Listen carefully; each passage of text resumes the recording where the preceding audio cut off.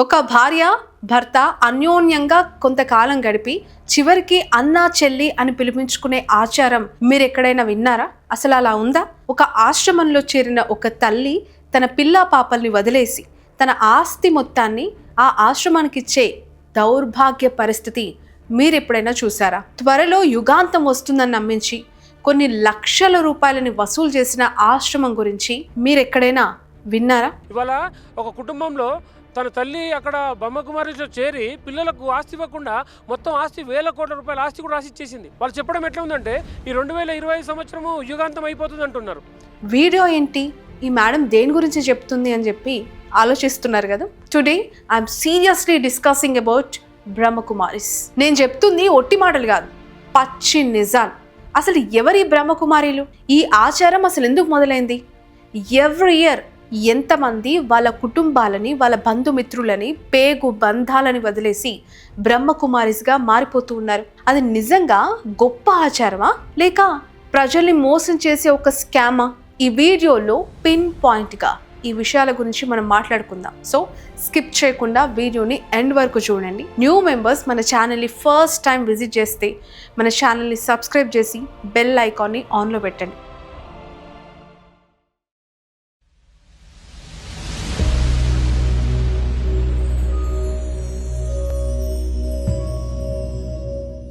బ్రహ్మకుమారిస్ అనేది ఒక world wide spiritual organisation. దీని అసలు పేరు ఏంటో తెలుసా?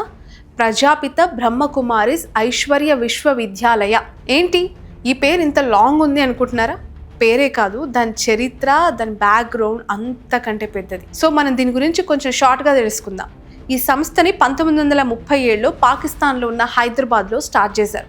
చిన్నగా మొదలైన ఈ సంస్థ ప్రయాణం ఈరోజు ఇండియాతో కలిపి దాదాపు 110 ప్రపంచాల్లో దీని ఎస్టాబ్లిష్మెంట్ ఉంది. ఈ సంస్థకి present administrative head BK Mohini Didi. Brahma Kumaris international headquarters ఇప్పుడు ఇండియాలోని మౌంట్ అబీ, రాజస్థాన్లో లొకేట్ అయి ఉన్నాయి. ఇదంతా బాగానే ఉంది మేడం, కానీ ఎలాంటి వాళ్ళు ఇక్కడ జాయిన్ అవుతున్నారు, వాళ్ళు పాటించే ఆచారాలు ఏంటి, ఫాలో అయ్యే పద్ధతులు ఏంటి అని చెప్పి మీకు డౌట్ వస్తే let us discuss about it. అబ్బాయి అయినా అమ్మాయి అయినా, మ్యారేజ్ అయినా అవ్వకపోయినా, ఎలాంటి బ్యాక్గ్రౌండ్తో సంబంధం లేకుండా ఈ ఆశ్రమంలో జాయిన్ అయిపోవచ్చు. కొంతమంది వాళ్ళ లైఫ్లో ఎన్నో ఇబ్బందులు పడి ఇక చాలు ఈ జీవితం అనుకుని, ఎలా అయితే మన తెలిసిన చుట్టుపక్కల వాళ్ళు లేదంటే బంధువులు, తెలుగు రాష్ట్రాలు చాలామంది మనసు బాలేక కాశీకి వెళ్ళామంటారు కదా, అలాగా సన్యాసం తీసుకుంటారు. సేమ్ సో అలాగ కాశీకి వెళ్ళిపోయి సన్యాసం తీసుకుంటారు, స్పిరిచువల్గా మైండ్ని సెట్ చేసుకొని వస్తారు. సేమ్ పర్సనాలిటీస్ ఇక్కడ కూడా బ్రహ్మకుమారిస్గా జాయిన్ అయిపోతున్నారు. జాయిన్ అయిన తర్వాత వాళ్ళు ఫాలో అయ్యే రూల్, స్పిరిచువల్ టీచింగ్స్ లైక్ మన చాగంటి గారు, గరికపాటి గారు ఎలా అయితే సభలు ఏర్పాటు చేసి దైవం, దాని గొప్పతనం, మనిషి, వారి జీవితం, వారి ప్రయాణం ఎలా ఉండాలి, ఏ ధర్మ మార్గంలో నడుచుకోవాలి అని చెప్పి ప్రవచనాలు చెప్తారో, సేమ్ అలాగే ఇక్కడ జాయిన్ అయిన వారికి కూడా ఇలాంటి టీచింగ్సే ఉంటాయి. సిమిలర్లీ మానసిక ప్రశాంతత, ఆత్మ, inner peace, our soul, inner peace to outer body, ఇలాంటి కాన్సెప్ట్స్తో ఆ టీచింగ్స్ అన్ని, క్లాసెస్ అన్ని కొనసాగుతూ ఉంటాయి. Wasted all my time thinking the table is very heavy because the one who told me that year is going to be heavy said it in their perspective it's going to be heavy without knowing my inner power to be able to face that year. That year can turn out to be the best year of my life. అందులో ఏముంది, అలాంటి teachings అందరికీ మంచిదే కదా అని చెప్పి మీరంతా అనుకోవచ్చు. బట్ మేము రీసెర్చ్ చేసి కొన్ని ఆర్టికల్స్ ప్రకారం అండ్ మాకు దొరికిన కొంత ఇన్ఫర్మేషన్ ప్రకారం ఆ ఆశ్రమాల గురించి బయట వినిపించేది ఒకటి, లోపల జరిగేది ఇంకొకటి అని చెప్పి అనిపించింది. మీరు వీరేంద్ర దేవ్ గురించి ఎప్పుడైనా విన్నారా? ఎలా అయితే నిత్యానంద మరియు డేరా బాబా ఆడవాళ్లతో అసభ్యకరంగా ప్రవర్తించి అడ్డంగా దొరికిపోయారో, ఇతని పరిస్థితి కూడా ఇదే. కొన్ని ఇయర్స్ బ్యాక్ ఈ smart phones and social media లేనప్పుడు ఎవరైతే బ్రహ్మకుమారిస్గా మారిపోయి కుటుంబాలకి దూరంగా ఉంటూ ఆశ్రమంలో జీవితాన్ని గడుపుతున్నారో అలాంటి ఆడవాళ్లపైన బలవంతంగా అత్యాచారం చేశారు. కొంచెం క్లోజ్ అయ్యాక చెప్పింది ఏంటంటే, వీరేంద్ర దేవ్ దీక్షిత్ అనేవాడు కంపెనీలో ఉన్నప్పుడు అంటే అందరు అమ్మాయిలందరూ ఇందులో డివోటీస్ అయిన వాళ్ళు ఉంటారు కదా, వాళ్ళు పడుకొని ఉంటే నైట్ వచ్చేసి వాడు ఎవరి అమ్మాయి నచ్చితే ఆ అమ్మాయిని ఎత్తుకొని వెళ్ళిపోయాడు అంట. 5th ఫ్లోర్కి వెళ్ళిపోయి అనుభవించేవాడు, మానభంగం, రేప్ చేసేవాడు. ఎప్పుడు ఒక ఒక 30 ఏళ్ల క్రితం ఇది జరుగుతున్నది. ఆశ్రమంలో రాత్రుళ్ళు ఆడవాళ్ళు నిద్రిస్తున్న సమయంలో అక్కడికి వెళ్ళి అందంగా కనిపించిన అమ్మాయిని బలవంతంగా పట్టుకొని తన గదికి తీసుకెళ్లేవాడు. ఇలా 1, 2 కాదు, ఎన్నో మాయమాటలు చెప్పి ఆడవాళ్ళని అసభ్యకరమైన పనులకి వాడుకున్నాడు. 1998లో ఈ కేసెస్ వల్ల అతను జైలుకు కూడా వెళ్ళాడు. ఆ ఆశ్రమంలో జాయిన్ అయిన ప్రతి ఒక్కరికి స్టార్టింగ్ అంతా బాగానే ఉంటుంది కదా అని చెప్పి అనిపిస్తుంది, నమ్మిస్తారు. బట్ అక్కడ వాళ్ళు చెప్పే మాటలకి మాయలో పడిన ఎంతో మంది మోసపోయారు. బ్రహ్మకుమారిస్ గా మారిన వాళ్ళని ఆశ్రమం డెవలప్మెంట్ కోసం మనీ డొనేట్ చేయమని చెప్పి డిమాండ్ చేసేవారు. అది నిజం అనుకొని ఎంతో మంది లక్షల్లో కోట్లలో డొనేట్ చేశారు కూడా. బట్ అక్కడ ఎలాంటి డెవలప్మెంట్ ఉండేది కాదు. ఇలాంటి వన్ ఆఫ్ ద ఇన్సిడెంట్ ఆగ్రాలో జరిగింది. 37 years ఉన్న ఏక్తా కుమారి తన సిస్టర్ శిఖా కుమారి ఆగ్రాలోని బ్రహ్మకుమారి ఆశ్రమంలో జాయిన్ అయ్యారు. అక్కడ ఒక పర్సన్ డెవలప్మెంట్ వర్క్ కోసం వాళ్ళిద్దరి దగ్గర నుంచి అక్షరాల 7 లక్షలు తీసుకున్నారు. అండ్ అదే టెక్నిక్ యూజ్ చేసి ఒక ఎల్డర్లీ ఉమెన్ దగ్గర 18 lakhs వసూలు చేశారు. ఇదంతా ఫేక్ అని చెప్పి ఆ సిస్టర్స్కి అర్థమయ్యి ఏం చేయాలో తెలియక, ఎక్కడ కంప్లైంట్ ఇవ్వాలో అర్థం కాక ఆత్మహత్య చేసుకొని చనిపోయారు. అండ్ చనిపోయే ముందు వాళ్ళకి జరిగిన అన్యాయాన్ని ఒక లెటర్ ఫార్మాట్లో మెన్షన్ చేసి ప్రాణాలు తీసుకున్నారు.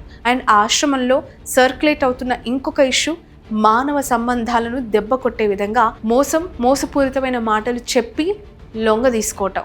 కుటుంబం వద్దు, స్నేహితులొద్దు, ఎలాంటి మానవ సంబంధాలని దగ్గరికి రానివ్వకపోతే దేవుడికి అంత దగ్గర అవుతారు అని చెప్పి బంధాలను వేరు చేసేలాగా, లిటరల్ చెప్పాలంటే కట్ చేసేలాగా వాళ్ళు మాట్లాడు. కట్టుకున్న భర్తని అన్నయ్య అని పిలిచేలా చేసే అంత నీచపు పనులు సమాజాన్ని, సంస్కారాన్ని భ్రష్టు పట్టించేలా ప్రవర్తించారు. ఎందుకంటే ఎవరు చెప్పిన నమ్మరిక. ఇప్పుడు 50 సంవత్సరాలు సంసారం చేసినటువంటి వాళ్ళు అన్నాల చెన్నెలుగా పిలుచుకునేటువంటి ఆచారం ఉందా? ఇట్లాంటి పరిస్థితిలో మనం చూస్తా ఉన్నాం ఈ సంస్థ. నిజంగానే దేవుడు కేవలం సన్యాసులకి, అన్ని బంధాలకి వదిలి దేవుడు ధ్యానం చేసేవాడిని కరుణిస్తాడు అంటే అంతకు మించిన మోసం ఇంకొకటి ఉండదేమో. ఎంతోమంది బ్రాహ్మణులు చక్కగా పెళ్లి చేసుకుని దేవుడికి పూజలు అందిస్తూ ఉన్నారు. ఆ దైవ కరుణ వల్ల ఎంతోమంది పెళ్ళిళ్ళు జరిగాయి. పిల్లలు పుట్టరు అని చెప్పి డాక్టర్స్ సర్టిఫికేట్ ఇచ్చిన వారికి కూడా ఆ దైవ కృప వల్ల పిల్లలు పుట్టారు. అంతవరకు ఎందుకు? ఆ దైవానికి కూడా తోడు ఉంది కదా. సో ఇలాంటి మాటలు చెప్పేవారిని మనం ఖచ్చితంగా ఖండించాలి. అండ్ వీళ్ళు ఎప్పుడు చెప్పే మాట ఏంటో తెలుసా? మనం మన సనాతన ధర్మాన్ని కాపాడుతున్నాము అని చెప్పి. నిజానికి మన సనాతన ధర్మంలో ఆడవాళ్ళు చీర కట్టుకోవటం, అందంగా అలంకరించుకోవటం, నిండైన బొట్టు పెట్టుకోవడం, అందంగా పువ్వులు పెట్టుకొని దేవుడిని ఆరాధించటం అనేది ఆనవాయితీ. అదొక గొప్ప సంస్కృతి. బట్ ఇక్కడ వీళ్ళు ఒక తెల్ల చీర వేసుకుని బొట్టు లేకుండా కనిపిస్తారు. సనాతన ధర్మం ప్రకారం అలాంటి వాళ్ళు భర్త చనిపోయాక వేసుకునే వస్త్రధారణలో మాత్రమే కనిపిస్తూ ఉంటారు. అసలు వీళ్ళు ఏం ప్రూవ్ చేద్దాం అనుకుంటున్నారో, ఏ ఆచారాలు ఫాలో అయ్యి ఏ ఆచారాన్ని మంట పెట్టాలనుకుంటున్నారో అర్థం కావట్లేదు. ఒక ఆడపిల్ల తండ్రి చనిపోతే కనీసం చూడ్డానికి కూడా ఆ ఆశ్రమం పెద్దలు అనుమతించలేదు అనేది ఒక స్టోరీ. అండ్ మా చెల్లిది మీరు వీడియో చూస్తారు కదా, నాన్న చనిపోయి ఉన్నారు మా ఇంటి రానివ్వట్లేదు. మా చెల్లి అసలు మాట్లాడుతుందా? వీడు ఎంత కిరాతకులు అంటే వాళ్ళ గురించి తెలియడానికి ఈ ఇన్సిడెంట్ని ఇంకొంచెం క్లియర్గా మనం అడ్రస్ చేయాల్సి ఉంది. సో సొసైటీలో చాలామంది వీక్ మైండ్ సెట్తో ఉన్నవాళ్ళు, మానసిక ప్రశాంతత కోరుకునే వాళ్ళు ఆల్టర్నేటివ్గా ఒక బ్రహ్మకుమారి ఆశ్రమాన్ని ఎంచుకునే వాళ్ళకి ఇది ఒక వార్నింగ్ అనే చెప్పుకోవాలి. ఒక 1-2 years back I think Maithili అనే ఒక మహిళ ఈ బ్రహ్మకుమారిస్ అనే ఐడియా అంతా స్కామ్ అని, అక్కడ జరుగుతుంది దైవానికి సంబంధించిన కార్యక్రమాలు కావని, మనుషుల్ని బ్రెయిన్ వాష్ చేసి వాళ్ళకి జీవితం లేకుండా చేస్తున్నారు అని చెప్పి చాలా ఇంటర్వ్యూస్లో చాలా ధైర్యంగా చెప్పింది. 9 years ఉంది చెల్లి. 9 yearsగా ఉన్న ఈ తపస్సు అంతా కూడా పోతుంది. పోగా మీ నాన్న వల్ల నువ్వు ఇది వదిలేస్తున్నావు శివుణ్ణి. అంటే వాళ్ళ శివుడు వేరులేండి, మన సనాతన ధర్మంలో ఉన్న శివుడు వేరు. మీ అందరికీ గుర్తే ఉండొచ్చు ఇన్సిడెంట్. ఈ మైథిలి కూడా ఢిల్లీలో ఉన్న ఆశ్రమంలో 3 years కంటిన్యూస్గా ఉంది. ఎప్పుడైతే అక్కడ కొన్ని దారుణాలు జరగడం మొదలయ్యాయో అప్పుడే ఆమె అక్కడి నుంచి బయటకు వచ్చేసింది. కానీ ఆమెతో పాటు ఉన్న తన చెల్లిని మాత్రం ఆ ఆశ్రమం నుంచి బయటికి తీసుకురాలేకపోయింది. తీసుకొచ్చే ప్రయత్నం చేసినా ఆ చెల్లి రాలేకపోయింది. అలా దాదాపు 9 years కంటిన్యూస్లీ మైథిలి యొక్క సిస్టర్ అక్కడే ఉండిపోయారు. కానీ ఒకరోజు ఆమె ఫాదర్ చనిపోయే స్టేజ్కి వచ్చాడు. నా చిన్న కూతురిని చూడాలి అని చెప్పి అతని చివరి శ్వాస వరకు కలవరించాడు. బ్రహ్మకుమారిస్కి ఇన్ఫర్మేషన్ ఫాదర్ గురించి ఇచ్చిన మైథిలి సిస్టర్స్కి అక్కడ ఉంటున్న వాళ్ళు ఎవరూ చెప్పలేదు, కనీసం ఇన్ఫార్మ్ చేయలేదు. అలా 2 days వరకు మైథిలి తన సిస్టర్ని కాంటాక్ట్ అవ్వడానికి ట్రై చేసింది. బట్ అక్కడే ఉండే హై అఫీషియల్స్ ఆమె ఫాదర్ చనిపోయాడనే విషయం ఆమెకి కన్వే చేయలేదు. అసలు తండ్రి చనిపోయిన విషయం కూతురికి చేరనే లేదు. మైథిలికి అండ్ ఆమె ఫ్యామిలీకి ఈ ఇష్యూ ద్వారా ఫుల్ క్లారిటీ వచ్చింది. ఆమెను ఇప్పుడు మనం తీసుకురాలేదు అని అంటే ఇంకెప్పటికీ ఆమె బయటికి రాలేదు అని చెప్పి ఎలా అయినా తన సిస్టర్ని ఆ ఆశ్రమం నుంచి బయటి ప్రపంచానికి తీసుకురావాలని చెప్పి ఢిల్లీకి స్టార్ట్ అయింది. నాన్న చనిపోయారు, ఆయన చనిపోయే చివరి శ్వాసలో కూడా నిన్ను చూడాలనుకున్నారు. బట్ నిన్ను ఇక్కడ వాళ్ళు రానివ్వకుండా, జరిగింది చెప్పకుండా నిన్ను ఇక్కడే ఉంచేలాగా ట్రై చేస్తున్నారు, నాతో పాటు రా అని చెప్పి మైథిలి అడిగింది. దానికి ఆమె సిస్టర్ ఇచ్చిన ఆన్సర్ వింటే నిజంగానే షాక్ అవుతారు. శరీరం చనిపోతుంది కానీ ఆత్మ చనిపోదు కదా అక్క అని చెప్పి సమాధానం ఇచ్చింది. ఆత్మ చనిపోదు కదా అని అంటుంది. అది ఆమెకు వాళ్ళే చెప్పారు, మేమందరం కూడా మా నాన్న చనిపోయినా కూడా మా నాయనమ్మ అమ్మ ఎవరు చనిపోయినా వెళ్ళలేదు, ఇది ఒక పరీక్ష, నువ్వు కూడా వెళ్ళొద్దని ఆల్రెడీ నింపి ఉంచారు. నిన్ను కన్న సొంత తండ్రి చనిపోయాడని చెప్పి ఎవరైనా మనకి చెప్తే మనలో ప్రాణం పోయినట్లే అనిపిస్తుంది కదా. బట్ ఇక్కడ ఆమె ఇచ్చిన సమాధానానికి మెయిన్ రీజన్ ఏంటో తెలుసా? అక్కడి ఆశ్రమ పెద్దలు ఆమె మైండ్ని ఆమెని అలా ట్యూన్ చేశారు. 9 సంవత్సరాల నుంచి దేవుడి దీక్షలో ఉన్నావు, ఇప్పుడు గనక ఈ దీక్షని వదిలిపెట్టి వెళ్తే నువ్వు మళ్ళీ మొదటి నుంచి చేయాల్సి వస్తుంది. నీ తండ్రికి కూడా ఈ పాపం చుట్టుకొని జన్మలు కష్టపడుతూనే ఉంటాడు అని చెప్పి హిప్నటైజ్ చేశారు. కానీ ఆమె వెళ్ళాలి అని చెప్పి మనసులో ఉన్న ఆ మాటలు మైండ్లో స్ట్రక్ అయ్యి వెళ్ళటానికి ధైర్యం చేయలేదు, వెళ్ళాలనుకోలేదు, నిరాకరించింది. బట్ మైథిలి మాత్రం తన సిస్టర్ కోసం వెనక్కి తగ్గలేదు. ఆది పరాశక్తిలాగా అక్కడ ఎంతమంది ఆమెను క్వశ్చన్ చేసినా వాళ్ళకి ధీటుగా సమాధానం ఇస్తూ ఫైనల్గా తన సిస్టర్ని బయటికి తీసుకొచ్చింది. ప్రజెంట్ ఆమెకి మెడిసిన్స్ ఇస్తూ కౌన్సిలింగ్ కంటిన్యూ చేయటం వల్ల రియలైజ్ అయ్యి తన నార్మల్ లైఫ్ని లీడ్ చేస్తుంది. నిజంగానే ఈ బ్రహ్మకుమారిస్ ఆశ్రమాలు మనుషులకి మంచే చేయాలనుకుంటే, సన్మార్గంలో వెళ్ళాలనుకుంటే, is this the way to treat devotees? Is this the way to run an organisation?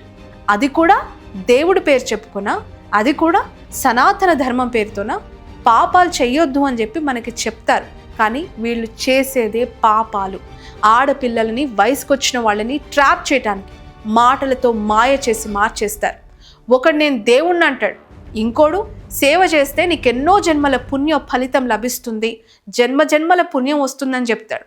అలా చెప్పి ఎంతోమంది ఆడపిల్లలతో స్నానం చేయించుకోవటం, మసాజులు చేయించుకోవటం, బట్టలు ఇప్పించుకోవటం, ఇలా వాళ్ళని వంచుకోవటానికి రకరకాల ఎత్తులకు పై ఎత్తు వేసి ఎంతవరకైనా దిగజారుతూ ఉన్నారు. దిగజారేలా ఆడవాళ్ళని చేస్తున్నారు. ఈ ఆడపిల్లలు కూడా వాళ్ళ మాయలో పడి వికృత పనులకి అలవాటైపోతున్నారు. వాళ్ళకి అర్థం కావట్లేదు వాళ్ళు ఏ స్టేజ్లోకి వెళ్తున్నారని చెప్పి. కొంతమంది ఇష్టం లేకపోయినా ఆ జీవితాన్ని గడుపుతూ ఉన్నారు గత్యంతరం లేక. బయటికి వెళ్ళిపోవాలి, ఈ నీచ ప్రపంచం నుంచి బయటపడాలి అనుకున్నా అదంత తేలికైన విషయంలా కనిపించట్లేదు అక్కడ. అసలు ఎక్కడో పాకిస్తాన్లో స్టార్ట్ అయిన ఈ దరిద్రం మన ఇండియాలో ఇంత ఎఫెక్ట్ అవ్వటానికి రీజన్ ఏంటి అని చెప్పే కదా మీరు ఆలోచిస్తోంది. ఎగ్జాక్ట్లీ ఇది స్టార్ట్ అయింది పాకిస్తాన్లో. ఫౌండర్ దాదా లెహ్రాజ్ కృపాల్ని. ఈ సంస్థ మొదలు పెట్టడానికి రీజన్ అందరూ దైవ మార్గంలో నడవటమే.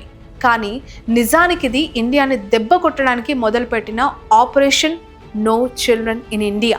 పెళ్లి చేసుకోవద్దు, బంధాలొద్దు, కట్టుకున్న వారిని కూడా అన్నయ్య అని పిలవమని ఆచారాలు పెట్టింది ఇక్కడే. మన ఇండియాలో పాపులేషన్ గ్రో అవ్వకూడదు అనేదే ఒక హిడెన్ ఎజెండా. అదే గనక జరిగితే ఏ కుటుంబానికి వారసులు ఉండరు, అభివృద్ధి అస్సలు జరగదు. సంసార ధర్మం, కుటుంబ బంధాలు, బంధుత్వాలు కంప్లీట్గా నాశనం అయిపోతాయి. మనందరికీ తెలిసిందే కదా, పాకిస్తాన్కి ఉన్న ఏకైక టార్గెట్ మన ఇండియాని. ఎప్పుడో ఏదో రకంగా మనల్ని దెబ్బ కొట్టడానికి చూస్తారు. అలాంటి ఒక ప్రయత్నమే ఈ బ్రహ్మకుమారిస్. ఈ విషయం బుర్ర తక్కువైన మన వాళ్ళకి అర్థం కాక వాళ్ళ చిక్కుల్లో, వాళ్ళ ఉచ్చుల్లో పడుతూ ఉన్నారు. సనాతన ధర్మం అంటారు, హైందవ ధర్మం అంటారు, అన్ని మతాలు ఒకటే అంటారు, దేవుళ్ళందరూ ఒక్కరే అంటారు. కానీ చేసే పనుల్లో మాత్రం రాక్షసత్వం కనిపిస్తోంది. అసలు ఏ దేవుడు ఈ బ్రహ్మకుమారిస్గా ఉండమని చెప్పాడు? ఏ దేవుడు తెల్ల చీర కట్టుకోమని చెప్పాడు? ఏ దేవుడు కట్టుకున్న వాళ్ళు, సొంత వాళ్ళు, జన్మనిచ్చిన వాళ్ళు చనిపోతే వెళ్ళకూడదు అని చెప్పాడు? ఏ దేవుడు తెల్ల చీర చాటుగా బొట్టు లేకుండా విధవరాలిగా బ్రతకమని చెప్పాడు? ఏ దేవుడు ఏ ఖురాన్లో చెప్పలేదు కదా, ఏ భగవద్గీతలో చెప్పలేదు, ఏ దేవుడు బైబిల్లో కూడా చెప్పలేదు.